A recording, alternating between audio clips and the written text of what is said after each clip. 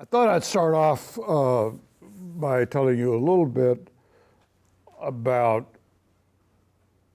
my class that I'm teaching, because one of the things that's kind of a theme which runs up and down the class, and I'm going to ask there's at least two people here. Is anybody else in the class besides Emma? Okay, I'm going to give them a quiz, okay, which could be part of their grade, okay? If they do well, it'll count. If they don't do well, it won't count. Okay. And one of the things I say to them is, don't be a Malian. I think that's right, isn't it? Okay, so what does that mean, Anna? Can you help us out? What does it mean not to be a Malian?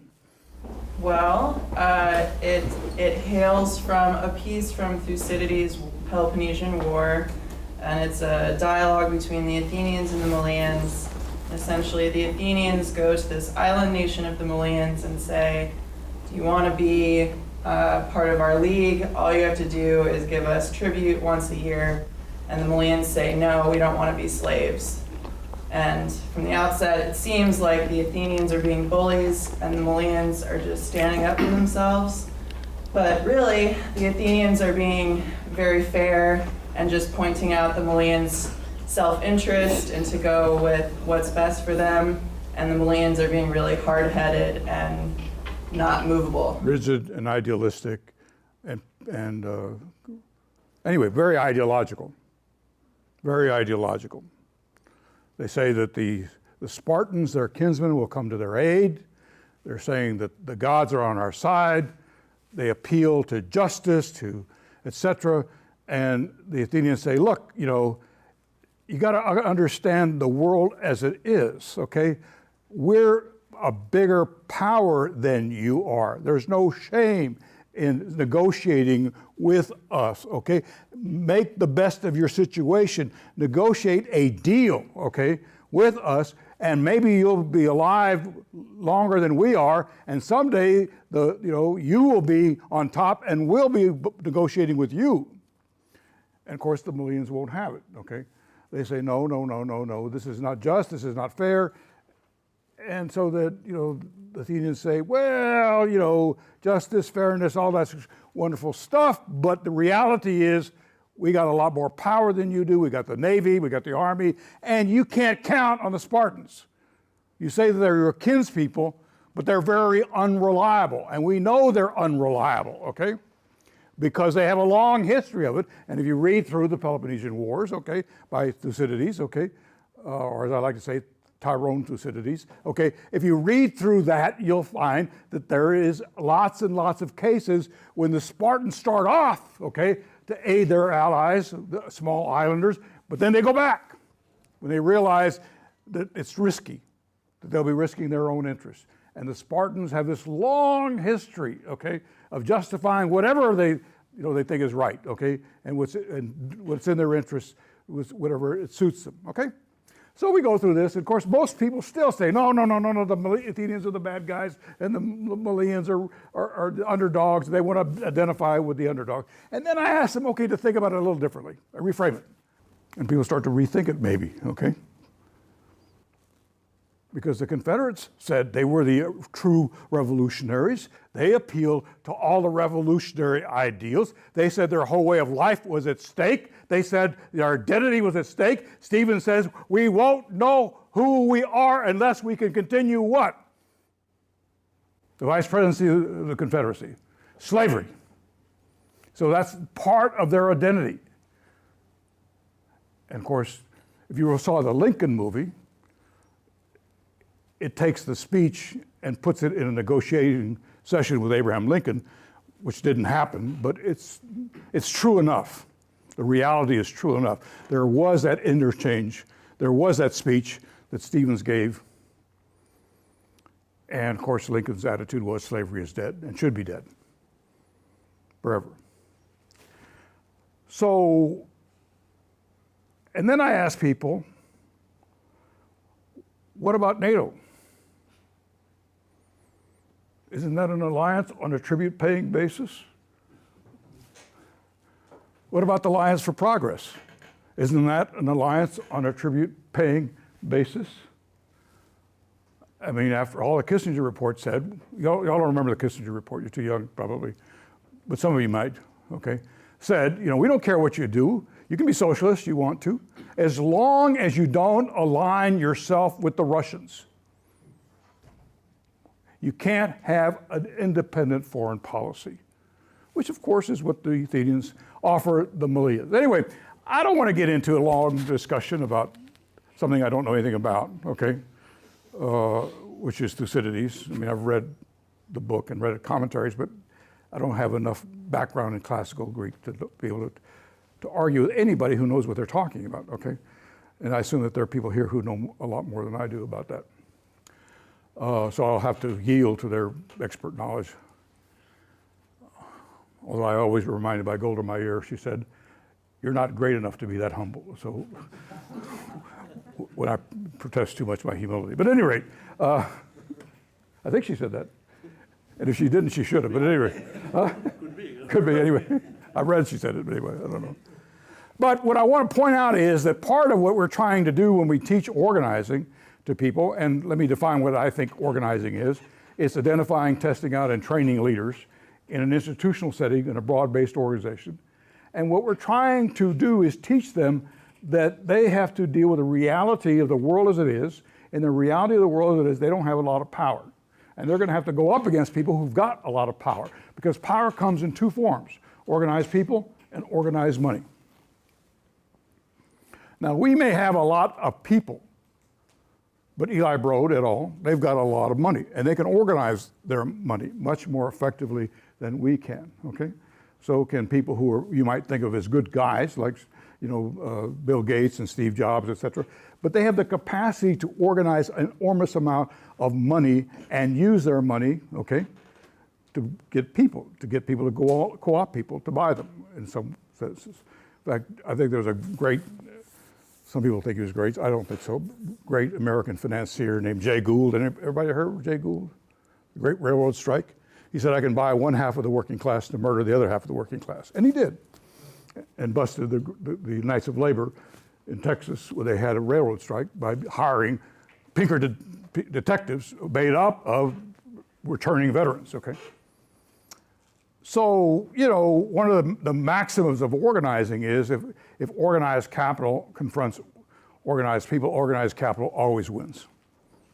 So the only way you can win with organized people is to be able to figure out where are there's a word, big fancy word, I never can pronounce it correctly, comes from law, interstices. Does that sound right? What is that? Somebody help me out. What is an interstices? Anybody? Go ahead. What is space between? So space between, where you can kind of narrow and open up the space and create a larger space, okay? So what organizing is really all about is how do we create that space, the space where people can do politics, can exercise public participation and engagement, and learn the skills of public participation in a way which is effective. Now that requires patience, persistence. It requires being able to overcome our natural inclination to either defer or to be passive or impulsive. And we want everything done yesterday in our culture. So we have a society which demands instant gratification, instant accomplishment, instant achievement. And unfortunately, they do get us headlines sometimes, they do get us noticed sometimes, but very little of sustainable accomplishment results in most of these impulsive, impetuous, impatient efforts to pursue activism. Okay? At least from my perspective, which is limited, to be fair, and perhaps self-serving, but nonetheless, because that's what I do, okay? That's what I've made my career at, okay, like it or not, okay, is building what we call institutionally based organizations, which are about teaching and developing leaders. Now, there's a lot of good examples of successful organizing that I can point to, but I could also argue that the culture is somewhat counterculture. It goes against the grain of how most people think of what they consider to be successful activism. It requires people, as a colleague of mine once said, it requires people who have the cunning, okay, of a serpent. Like the scripture says, be ye wise as serpents, okay? But it also has the generosity of a teacher whose energy and imagination comes out of seeing people emerge with talent, with capacity, with the ability to act in different kinds of interesting and exciting kind of ways. Now, one of the maxims of organizing is, and I was talking about this earlier, so I don't think I said this to any of you, but tell me if I did. All organizing is disorganizing and reorganizing. Now, what do I mean by that, disorganizing? Well, there's a guy named, a very famous sociologist, wrote a book called Political Parties. And I can never pronounce it correctly. So does anybody speak German here or pronounce German very well? You're pretty good at that? I think it's Robert Mike, M-I-C-H-E-L-S. Is that the way you spell his name? How do you spell the last name? M-I-C-H-E-L-S. He wrote a book called Political Parties in 1911. It was an analysis of the German Social Democratic Party. And out of that analysis, he came up with a very famous, what's the word I would look for? Dal, can you help me out? I'm not asking you to cite it. I just said, what would you call something like that? Like the invisible hand. What would you call the invisible hand in Wealth of Nations? A metaphor. Huh? A metaphor. Well, yeah, it's a metaphor. And he called it the iron law of oligarchy. The iron law of oligarchy. Have I talked about that before? Okay, that I have. Okay, great. Okay, what do I mean by the iron law of oligarchy? Anna? See, if you're in my class, you get to shine in these kind of settings, okay? You really look smart and important, okay? Go ahead. I haven't looked smart yet, but Well, you're getting there. Important When, yet, right? Okay. in a democracy, almost always it ends up being an oligarchy. Or what Well, it's not just democracy. Any institution, okay, there's a tendency on the part of that institution to ossify at the top. And because those folks who are members of that institution tend to defer to what they regard as the expert leaders of the people who get elected over and over again, okay, to the top leadership of that institution. Remember, he was studying a social democratic party, okay?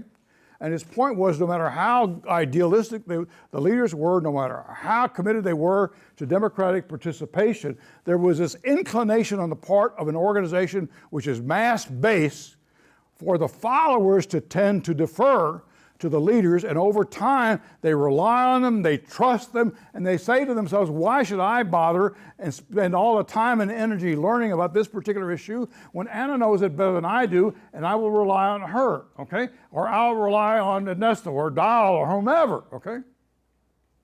And that happens in political parties, it happens in labor unions, it happens in churches, and that's why we tend to get this inclination on the part of all these institutions to become top-down.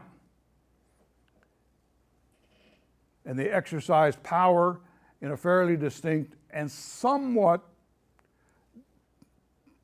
demonic way, which is what Lord Acton said when he said power tends to corrupt, and absolute power.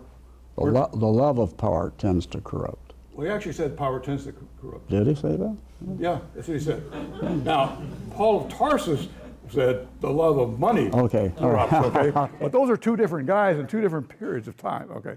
But Acton said power tends to corrupt. He didn't say power corrupts, like a lot of people say that. He said power tends to corrupt, and absolute power corrupts absolutely. But Lord Acton was writing about popes and kings. Lord Acton was a progressive Roman Catholic advisor to the British bishops at the First Vatican Council, and he thought it was going to be a Reformed council. And to his horror, he found out that everybody who was not willing to vote in behalf of the papacy, and particularly behalf of papal infallibility, was prohibited from coming to the council because the Pope at that time was feeling insecure and mean about liberalism because they just lost the Papal States to the Italian unification movement, and they were mad as hell at liberalism and its modernism and everything else, and so they demanded that everybody go there, vote for papal infallibility, and except for one poor little bishop from Little Rock, Arkansas, and you had this big scandal in the church of Little Rock versus Big Rock, but then he changed his mind when he got back. And that's when Lord Acton wrote his famous aphorism of power tending to corrupt, okay? Now, he had a point. He had a point with Michael's reinforced. There is this capacity of power to operate very unilaterally. In fact, one of the greatest chapters in literature was written by a Russian fellow by the name of Fyodor Dostoevsky, which if you had gone to my class, you had heard a wonderful reenactment of it, okay? The chapter on the Grand Inquisitor, okay? And I don't want to go through it because I don't have time, but you should all read it, okay? But the point is that the Grand Inquisitor in that chapter, okay, suggests that they tried it for 1,400 years. They tried it the way that Jesus offered him, because Jesus comes back and confronts him, okay, in the Spanish Inquisition, but he's arrested and going to dungeons. I read the chapter, but I just don't have time to go through it, okay? And it's a great chapter, but I know I'm not doing it justice. But anyway, so he comes to see him after, arresting him and says, huh? It's funny. It's funny. Why did you come back? We tried your way for 1,400 years. We tried offering people freedom, responsibility. They don't want to be free. They don't want to be responsible. And so now we have to. They can't even feed themselves. And so we have to give them the bread that they make. That they give it to us, and we give it back to them. Okay, because they got to have magic and mystery and authority. And so that was Lord Acton's point: is that we defer to people who are stronger and bigger and meaner and tougher.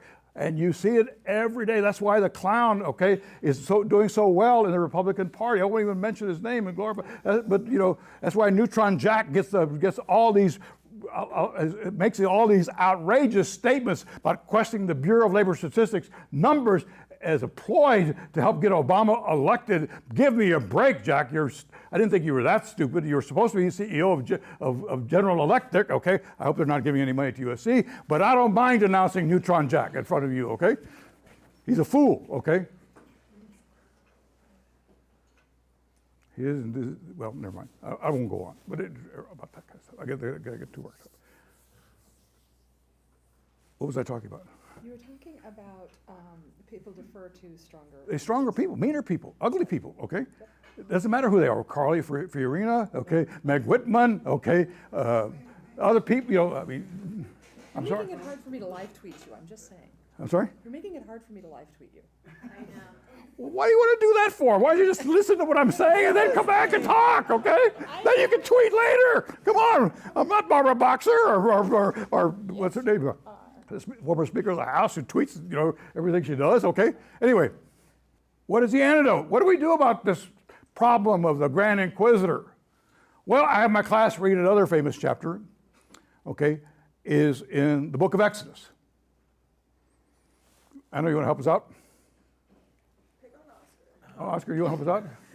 Why do I got to pick on him? He's a poor guy, okay? Anyway, go ahead. I can't recall. Okay, well, I point out to people, okay, that there's a passage in the book of Exodus, okay, where a guy named Jethro, who's Moses' father-in-law, okay, hears about all the great things that God has done, okay? And the way in which his son-in-law, Moses, has organized. But he's got this problem because Jethro has got, his daughter and his grandkids with him. And so he's trying to figure out what's going on here. So he goes to see Moses, okay? And he hears all these wonderful things. They have what I call a delegates assembly. They have all the leaders of the organization report all the victories that they've gotten. And so Jethro says to Moses, I want to see how you operate. I want to see you in action. And so Moses says, of course. And so the next day, Moses judges the people from morning till night, okay?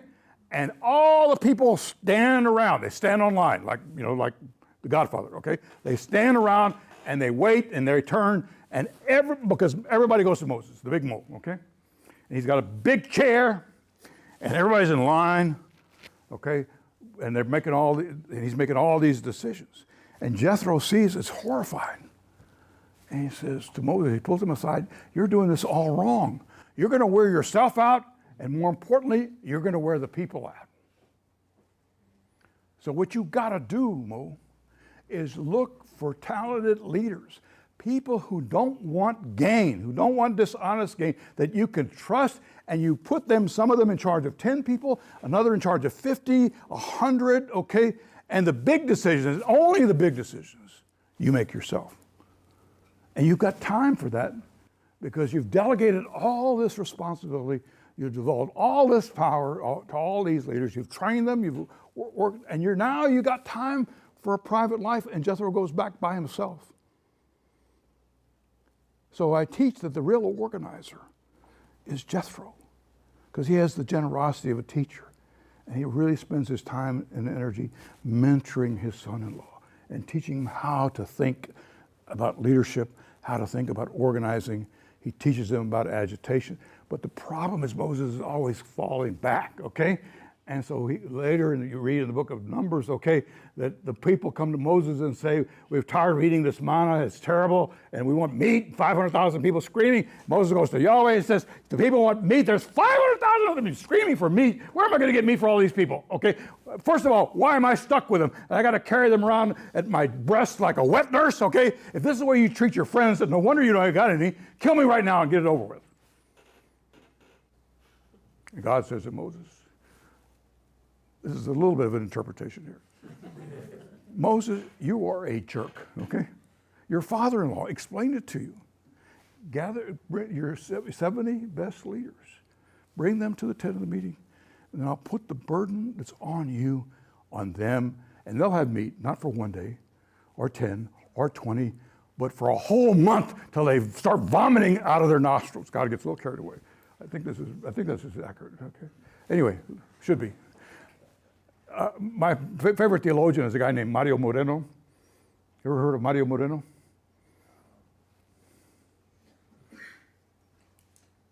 His stage name was Cantinflas. Yeah. And he did a movie called El Padrecito. And he said in the movie, and Jesus said, and if he didn't, he should have. And if he would have known the situation, he would have, okay? And a scripture scholar once told me that's the best way to interpret the scripture. But anyway, and he was a Catholic priest who told me that. All right. So anyway, so Moses finally remembers and does what he's told, and he creates this 70 leadership team, and they emerge. But he's always got this problem. He doesn't want to give up his power. So eventually, God has to kind of take it away from him. The problem in any organization is not just creating a broad base of leadership, but devolving over the power to them. As one guy once said in any strategic planning process, if you can't delegate, if you can't figure out a succession plan, then you can't delegate. And from day one, every good organizer is always asking himself or herself, who takes my place? How do I find the capacity among people who are emerging organizers to take my place, okay? Now, I didn't want to spend all my time today talking about leadership and development of leadership. I also wanted to talk a little bit about why this is important to do.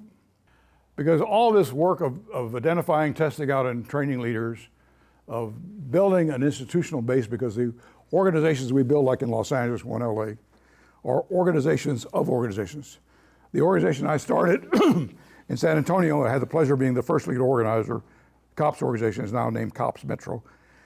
They're going to celebrate 45 years of being an organization. They just won a major victory on living wages for the city of San Antonio, okay, of getting city employees at a minimum of $13 plus an hour in benefits, county employees, et cetera, which is, pretty good in Texas.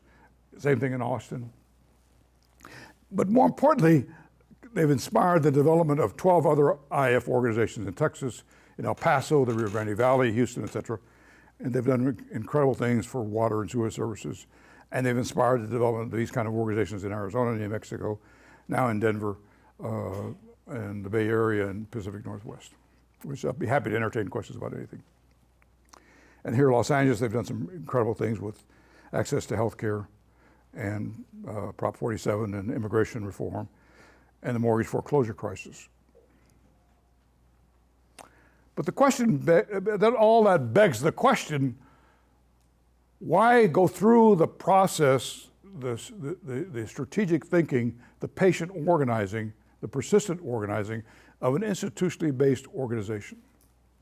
Why not just do, as some groups do very effectively, and I want to underscore very effectively, just organize around a neighborhood level, around a community level, et cetera. Why go through this process? Well, I'm going to argue with you that I think because we're on the verge of losing a very precious identity. Those of us who are part of this potentially great country, notwithstanding the fact that it has been guilty of some very problematic, brutal engagements, okay? There is a thing called the American political tradition, which I happen to admire and revere. And I happen to think it's very important. Now, I agree with everybody who says, yes, but it's brutal. The brutality of the Native Americans, I mean, there's horrible stories about the Trail of Tears, the Cherokee Nations. There's horrible stories about, which are the Sioux, the displacement of the Sioux, all the Native American tribes in the Southwest, okay, the Cheyenne Autumn, which depicts the Trail of Tears of the Cheyenne people. I mean, there's just horrible stories. Slavery, treatment of women, treatment of gay people. There's just all kinds of extraordinarily ugly things in our history. Nonetheless, that same problematic, brutal history is also another story. So there's two competing narratives. And I can't make that narrative, second story, clear unless I talk about a dead white European guy named Aristotle, okay? Who wrote a book on politics, and he said that the only people who ought to do politics were males who owned property and had the time, leisure time. Everybody else, women, foreigners, slaves, people who work with their hands, they were part of what he called the idiot class, okay? People who were into their needs and necessities. And he defined an idiot as somebody who was only into their needs and necessities, could not think about the common good, could not think about anything beyond themselves. Was somebody who was self-absorbed with survival. And I would argue that the American political tradition is about those people Aristotle thought were idiots, struggling to earn their right to engage and to participate in the public square. And you see it in the abolitionist movement, the civil rights movement, the women's movement, the gay rights movement. You see it, all kinds of movements where people that were considered marginal and outcast organized and have gotten the right to be part of that. But we don't know that history. And because we don't know that history, I think we've undergone what the great Czech poet Havel called an internal migration. We've withdrawn into ourselves and allowed the public square, at that time in Czechoslovakia, to be ruled by the nomenclatura. The same thing happened in Weimar Germany when the intellectuals and the middle class gave up on democracy because it was too difficult, and they withdrew. And Hannah Arendt argues that they withdrew and left the public square to the thugs of National Socialism. There's a biblical story about two brothers, Esau and Jacob. And in that story, I don't have time to dramatize it like I wanted to because I'm running out of time. Esau essentially sells his birthright for a bowl of porridge. And I like to argue that we're Esau, all of us, we're Esau, because we're willing to give up being citizens. We're willing to give up being neighbors. We're willing to give up our obligation to one another in exchange for being consumers, customers, service recipients. We've isolated ourselves from one another. And there's all kinds of books now being written on the importance of conversation, the silos that we're creating for ourselves. I don't have time to go through them. They're written by wonderful, actually 2 women. One is Gillian Tett, who's a social anthropologist who writes for the Financial Review. Another one is Turkle, who's at MIT. What's her name? Somebody help me out. On conversation. Huh? No. It's a woman. Yeah. Martin Krieger cites her, right? I'm sorry? Sherry? Yeah, Sherry Turkle, who's at the Media Lab at MIT, has wrote a book on conversation, okay? But, then there's another book, who's a philosophy professor at UC Irvine, wrote a book called Asshole, a Theory, okay? Which kind of captures the essence of what they're talking about. We've come up with this, and he uses Donald Trump as an example of what he means, okay? And Rush Limbaugh and Ann Coulter, but anyway, okay? People who have expectations which are not warranted by anything that they've done or accomplished, okay? So I'm going to argue with you that we need to sum up, not be Malian, recognize that there is an antidote to the Grand Inquisitor, don't despise our birthright, build the institutions which create a culture of deliberation and conversation, because this culture of democratic practice is not an abstraction. It comes from everyday actions that people participate in pursuing, okay, what Walter talks about, the common good. And the most important thing in order to do that, there's a skill that we all have to acquire, and that is to be attentive, to learn how to listen, and to be recognized that most of our insights are going to come from other people if we recognize that they have what Michael Polanyi calls tacit knowledge. Knowledge which comes out of experience, knowledge which they don't know that they have, okay? It's the knowledge of a good cook, the knowledge of a good teacher, the knowledge of a good lecturer. People who are in a profession, caring profession, whether it's nursing or teaching or being a librarian, okay, they have an enormous amount of tacit knowledge, which unfortunately most experts don't recognize, okay? And the difficulty is that you end up with, in development economics and maybe urban planning, this tyranny of the experts who impose upon people solutions, okay, which are based upon, the knowledge that they've accumulated as being experts, rather than trying to figure out, okay, what it is that they ought to be doing. In Spanish, there's a word which I love called averiguar. It means to figure out with someone else. You can't do it by yourself, okay? And if you read all the literature now that's coming out about innovation and entrepreneurship, it always says that the best ideas come from people who collaborate, who argue, whether it's Warren Buffett and Charles Munger, whether it's, all the people who put together, the computer revolution. It's never just one charismatic leader like a Steve Jobs, okay? It's always a group of people who've come together. I'm arguing we need to figure out how to mine that same kind of culture, okay, in neighborhoods and communities, okay? And we best do that by creating an institutional strategy which is connected to teaching people how to be political. I could say a lot more about it, but I'm going to stop now because I'm going too long. Thank you very much. I should tell you that my own roots go back into a period of being an admirer of Saul Alinsky and the Industrial Areas Foundation work. So a lot of my own thinking about community organizing is very consistent with what Ernie does. And by the way, Ernie has made some changes in the way IF approaches organizing, but there's still a lot that he shares in common with that IAF tradition. The relational approach to organizing. Organizing organizations of organizations, which is an interesting concept until you have no organizations, but you have a sort of a community to organize with no organizations.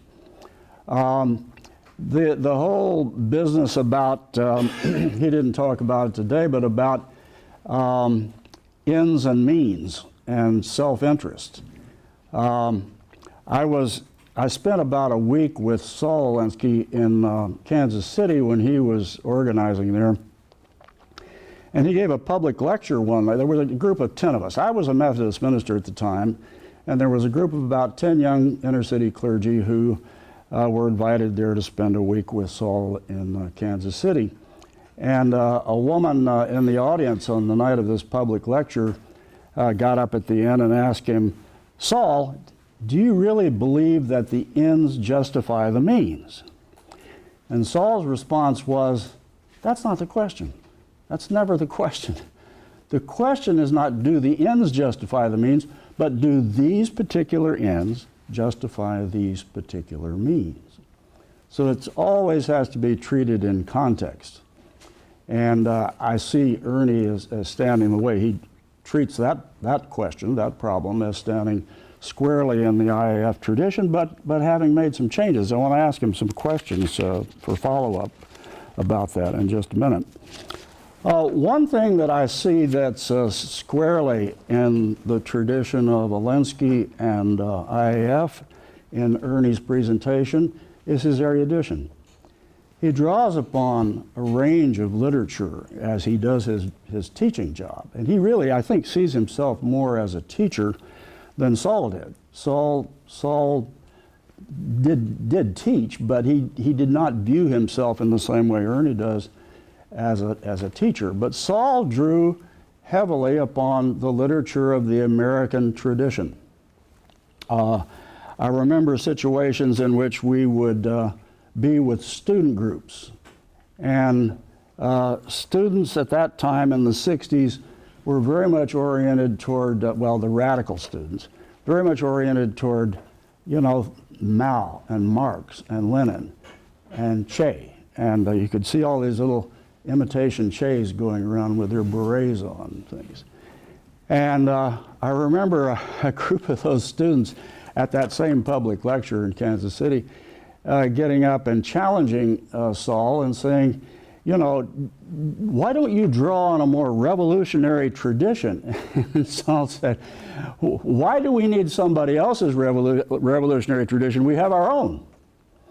The American revolutionary tradition is what we should be talking about. And so you just heard Ernie drawing upon and presenting himself as an admirer of the American political tradition, in spite of its warts, in spite of its problems. Well, that was certainly true of Saul. And I thought that helped give me a kind of framework for my own organizing and work that I did. And I can see that Ernie is doing that still today. Saul said to those students, if you try to bring Che here, or you try to bring Marx here, or Mao here, and use this as a basis for organizing, nobody is going to see that as something which is theirs. Everyone will feel that's alien to them. If you talk about the American political tradition, you should be quoting Sam Adams and the Sons of Liberty. You should be talking about Tom Paine. You should be talking about our own political tradition and its revolutionary stream of thought. He also, from time to time, would quote the Bible. Now, I used to be a Methodist minister, but I've been away from that for a long, long time. So I go to church occasionally at a very progressive Episcopal church up in Pasadena called All Saints Episcopal. But I don't, I'm far from reading the Bible a lot. So those stories that Ernie was just telling are a powerful way to reach people. You notice he was quoting mostly Old Testament stories, what Christians call the Old Testament, but also quoting Jesus. So he's reaching both people who are rooted in the Jewish tradition and people who are rooted in the Christian tradition. Those stories are familiar to us, or used to be. I don't know whether they still are. So they're a way of engaging people in thinking about, as he did, leadership, organizing, how you delegate, all of those kinds of things. So I think one of the important lessons from Ernie and from that whole IAF tradition is we have to work with our own context to try to import some other body of thought. Well, you know, you can draw on classical Greek traditions to some extent, but our own context is really the powerful way in which to engage people around organizing and the problems that they face. Let's see.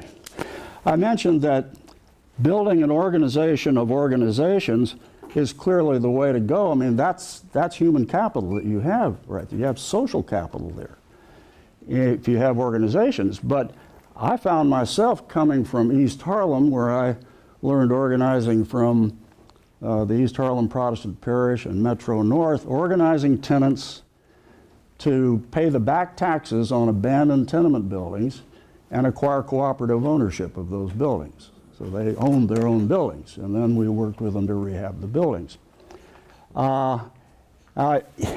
You can do that if you have organizations, but I came from East Harlem after that experience in organizing there and learning something about organizing to a place called Pico Union, which most people around here know about. It's north of here. When I first started organizing there in 1964, it had no name. It had no name at all. So I began doing what Ernie calls relational organizing, simply walking the neighborhood, talking with people, sitting on front doorsteps, sitting in bars and barber shops, taking my clothes to different laundromats every week. So people are sitting there watching their clothes go around and around in the washing machine. They don't have anything to do. Usually the magazines are old that are sitting around a laundromat. So you can talk to them. You can get acquainted with them. You can find out what's going on with them and what their problems are. So I did that, but what I discovered pretty soon, Ernie, was that there really were no organizations in that neighborhood. I mean, there was nothing of the kind that you would normally expect to find in a community. There were two churches, both of which had absentee congregations that almost didn't exist. These inner city churches that had been pretty much abandoned. I was at the Temple Methodist Church at the corner of 14th and Union. The average age of that congregation was 80 years, and nobody lived within 20 miles of that church. Angelica Lutheran, 2 blocks away, same situation with the Lutheran Church.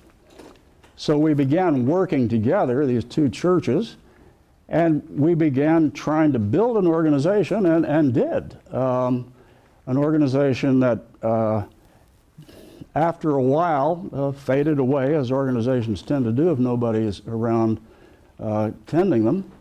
I found a Puerto Rican guy that I worked with a lot, and I got out of the way and came here to a PhD program, and Henry Marin took over the leadership of that organization. But it has since kind of gone by the board. But we developed the capacity there to build 500 units of low-income housing owned by the community. We're able to build some mini parks. We're able to challenge the redevelopment agency and turn that project into a rehab project instead of a typical urban renewal project, urban removal project, because the convention center was going in just on the other side of the Harbor Freeway. And the city wanted to clean that area up, and in their terms of cleaning it up. So that's a different kind of problem. When you don't have any kind of existing organization in the area, multi-ethnic community, people generally didn't know each other. They were afraid to know each other because there were a lot of people there who were undocumented. So now our students are fascinated, Ernie, with social media. And I was wondering how you view that as an organizing tool, or if you do at all. So. I don't, because it tends to isolate people. I mean, it depends on what you mean by social media. Do we do emails? Yes. Do we have a website? Yes. But I urge people, don't use email except to set up, unless you are willing to have your emails published on the front page of the LA Times. Because invariably they will. I'll tell you a little story.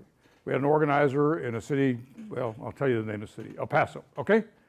And we had a vote at the council. The vote went against us because one guy voted against us on this particular issue, which was very important. And so the organizer emails to the pastors, okay, don't worry, okay, we'll get him next time, okay?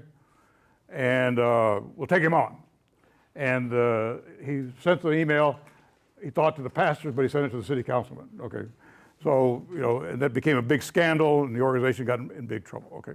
So I don't like to do that. So, but what questions do you have? What makes you think that the American tradition does not have white supremacy and I didn't say it didn't. at its core? You post it like those were problems.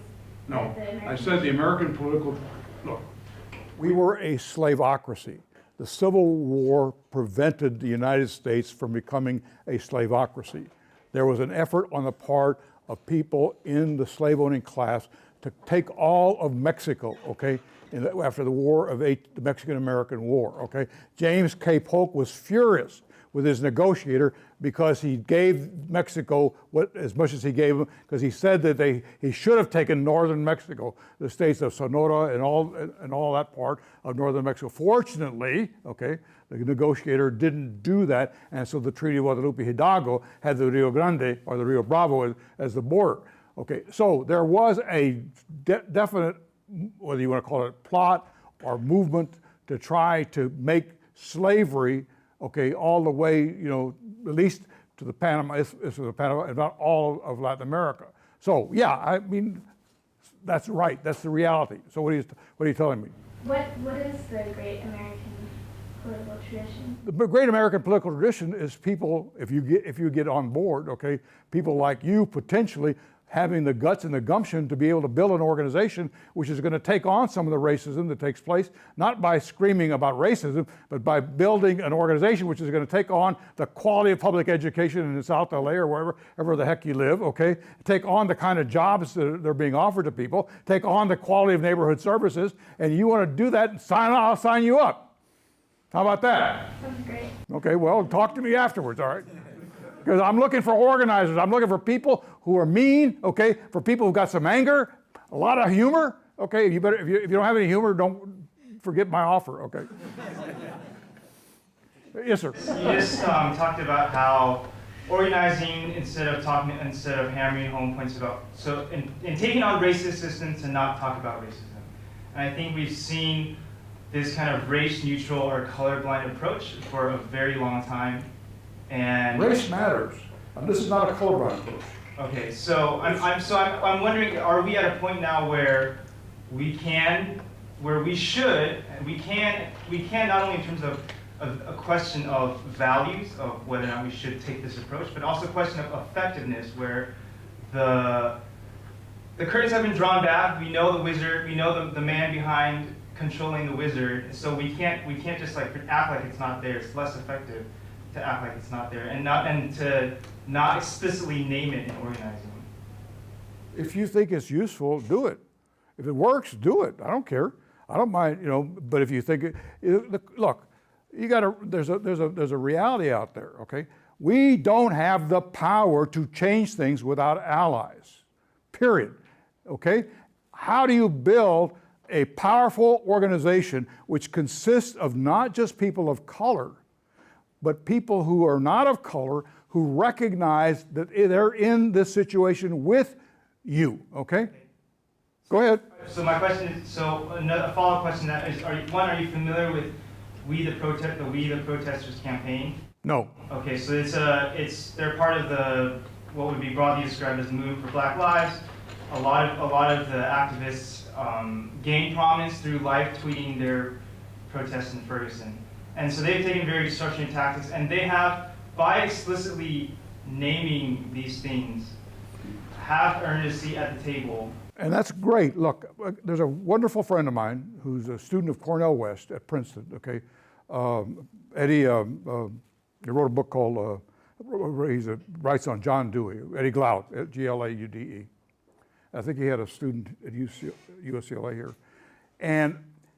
he asked me, he went to Ferguson, and it was really wonderful because the leadership were working together.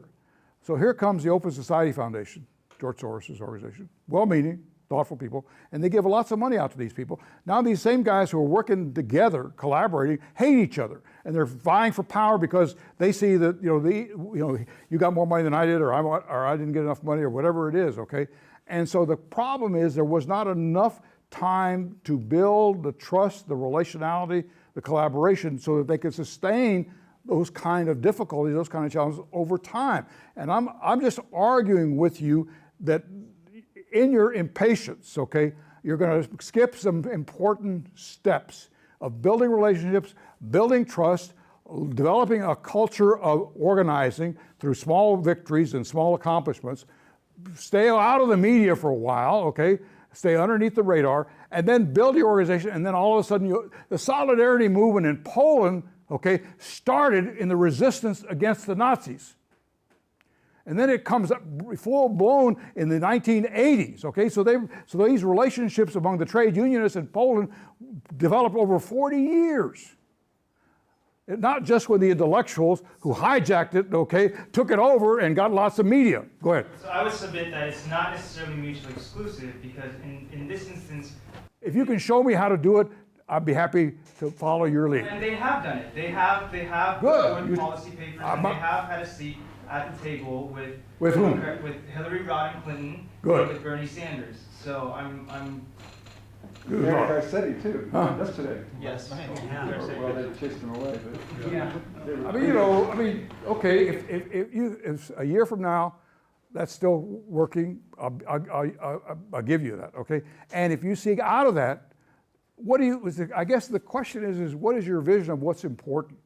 Is it a particular victory? Is somebody getting recognition? Or is it some kind of sustainable power organization, which is also about developing leadership? Now, that's what I'm interested in, okay? And if you can tell me how to do that more effectively in different kind of ways, I'll be happy to recruit you too, okay? In the same sentence, on the one hand, you say you need to have anger, Yes, and the other side, you say you have to have humor, yes, correct. and you mentioned humor again just now, so maybe I'll make that the question. So what's the role of humor? How does that come into it? Well, humor is not taking yourself so seriously, okay? It's These recognizing. are really serious issues we're talking about, though. Of course, they're serious issues, and okay, but you're not God, and we're not. James Baldwin used to see to be black in America is to be ragingly angry all the time. Okay, well, that's okay if you're God. Okay, but if you're a human being and you love children and you love other people, then you can't be that way, because your daughter is going to say to you as you're in the midst of a very profound discussion, blah, blah, blah, blah, blah, blah, blah, blah, blah, blah. In other words, you have got to be able to recognize that there are limits on what you can do and limitations on your capacity to make a difference. We are all going to die.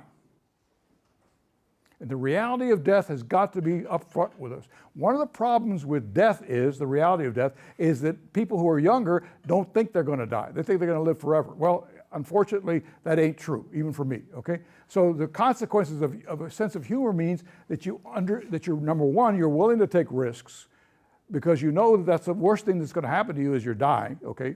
And so it also enables you to not sweat small stuff, okay? And to get over stuff, and get over slights, and get over resentments, okay? There are lots and lots of people who are in public life who never got over the slights, okay, that people gave them. And one of them was a guy named Ustav Dugashvili, okay, or his name was Stalin, okay? And he never got over the slights, okay, that all the other Bolshevik intellectuals gave him and made him feel like he was inferior because he had not had the education they had or the travel. So he ended up killing all of them and creating a monstrous regime, okay? So he had no humor about himself. And you see that all the time among, Alinsky used to say, never trust a revolutionary who can't laugh at himself. Number one, they're boring. Number two, they're boring. Number three, they're dangerous.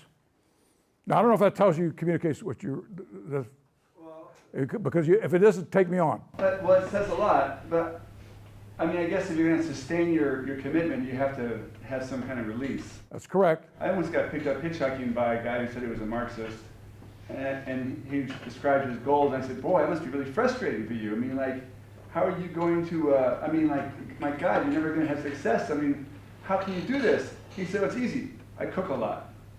That was his release. And so, but with the humor, I thought it was more, I was guessing there would be more about how to sort of lower the barriers of resistance in the people that you're trying to That's communicate. part of that. I mean, because people. Because if you keep yammering them too strong, they Yeah, wall you off. Look, it's how do you avoid being self-righteous and always preaching at people?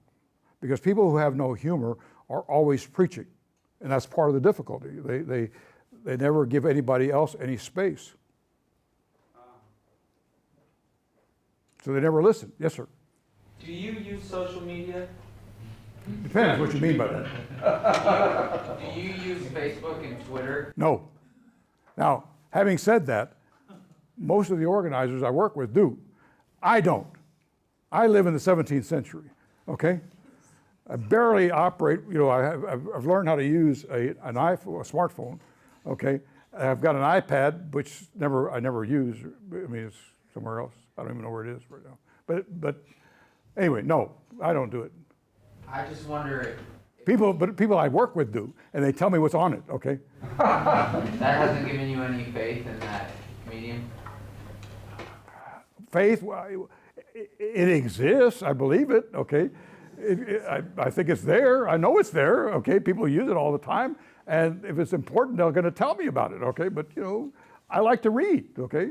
And I find myself spending a lot of, when I do look up things on the iPad, I mean, I spend a lot, I get addicted to it, and after a while, you know, I'm an addicted person, so I just get addicted to it, and, you know, stay up late and doing it when I could be reading or sleeping.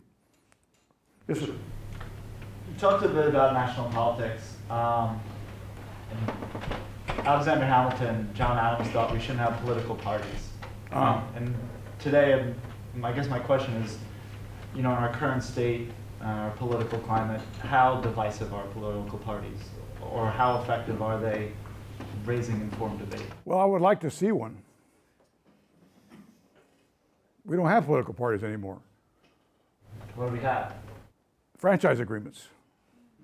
At least that's what Barbara McCluskey told the leaders of one of our organizations. There is no political party.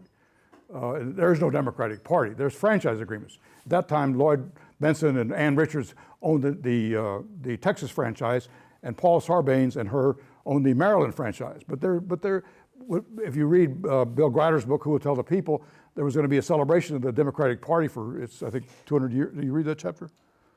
Okay, anyway, and they were looking for a list of the precinct committeemen in the Democratic National Headquarters. Guess what? There wasn't one. The only list there were money bundlers, okay? People who raised money for the different candidates. And so there is no political party. There's no negotiations going on. There's a wonderful book called The Fierce Urgency of Now, which is about the passage of the Civil Rights Bill, written by a professor of history at Princeton, okay?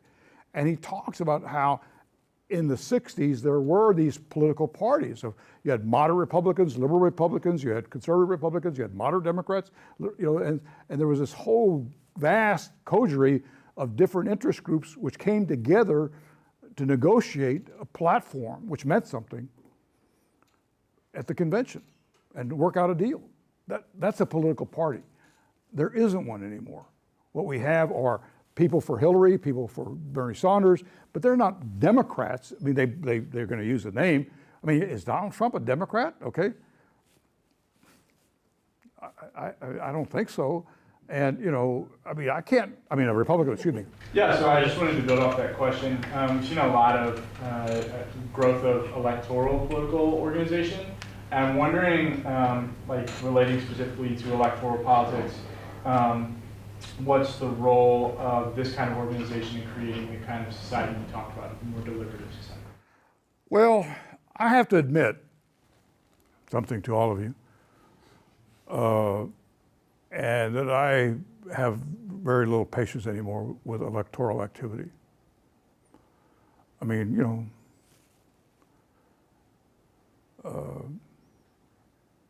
I just say that, okay? I can talk maybe not so eloquently for 30 minutes about why. I don't know, you probably would be bored with it, but I just think it doesn't matter much who we elect to be President of the United States, with one exception, and the court. Otherwise, if the president did not have the power to appoint people on the court, it would be irrelevant, totally irrelevant. And I think that's important, okay? That's important. But, you know, I was reading an interesting review of a book which was written by Anton Scalia. And the argument of the book, the author of the book was, the biography was, after interviewing Rose Ginsburg, all the other justices, that the most influential member of the court is Scalia. Because he's forced them all, by power of his intellect, he's forced them all to begin to think about themselves in terms of original meaning and original intent. So they've all become very, very, you know, instead of thinking about logic and jurisprudence, okay, and they're now deeply immersing themselves, okay, in historical precedents, you know, what the founding fathers were not thinking or thinking when they wrote whatever it is, okay? So, you know, there are, even with the court, there are constraints that we have to kind of think about hard, okay? And which are not going to be shaped by the election. They're going to be shaped much more about what goes on the ground, okay? And to me, that's why I'm much more interested what happens on the ground in institutions in metropolitan areas. What kind of conversations, what kind of narratives emerge out of what people do and that's or not do, okay? And that's going to influence the thinking, okay, of attorneys, of judges at the municipal level, and over time, okay, you can make the kind of impact, okay, if you have that kind of intrinsicy where you can find somebody who is as persistent and mean and tough as Scalia, but he's more progressive, okay? I don't know if that's responsive. Yeah, it sounds like what you're saying is that we should focus more on issue-oriented campaigns rather than electoral campaigns. Not just issue-oriented, because the issues only matter to the extent that they teach people how to think about being a public person. Issues matter to the extent that they help us cultivate the kind of institutions that I think make a difference. Yes, sir. Yes, the organizations that you've been talking about, they're not created in vacuums. So That's how correct. So how do you? They have to be willed into existence. How do you deal with the resistance that's going to be there with other interested parties? Well, you got to have. That's why I say you got to have a lot of humor, and you can't take yourself too seriously because you are going to get resistance. People are going to see you as competitors. People are going to see you as threats. People are going to see you as irrelevant. Okay, but that's one of the reasons I like the Mandela movie. Okay, where the young activist confronts him and says he's irrelevant. Okay, you know, he's been in prison too long. He doesn't really know what's going on. Okay, and at the same time, he's able. That doesn't get to him, that doesn't destroy him, okay? He's got enough sense of humor about himself. And he used to write in his biography, in his autobiography, of how, you know, when the ANC first got in prison and he would look at, they would be stripped nude by the guards, the prison guards, and he would look at all these, you know, overweight men and out of shape men and say, this is the leadership of the new South Africa. And so he would kind of, in his own mind, make fun of himself and his colleagues, okay? And so he was able to keep that perspective, okay? Now, he's not a perfect human being, he made a lot of mistakes, but, you know, it's hard to argue, you know, with his accomplishments. Thank you very much.